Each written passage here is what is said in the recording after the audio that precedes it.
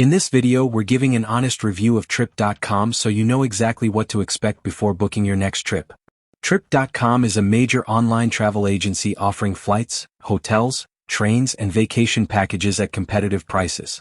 Many users praise its convenience, simple interface and wide selection of global options, which make it easy to plan an entire trip in one place. On Trustpilot, Trip.com holds a strong rating, with positive feedback for affordable fares and smooth booking experiences. However, not all reviews are glowing. Some travelers on platforms like SiteJabber and Reddit have reported issues with customer support, delayed refunds, or booking cancellations that weren't properly communicated. In a few cases, users found that tickets were never actually confirmed with the airline until much later. These situations highlight that while Trip.com is legitimate and widely used, it's still a third-party booking service, meaning problems can take longer to resolve compared to booking directly with airlines or hotels. To stay safe, always double-check your booking confirmation with the provider, read the cancellation terms carefully, and use Trip.com mainly when your plans are firm.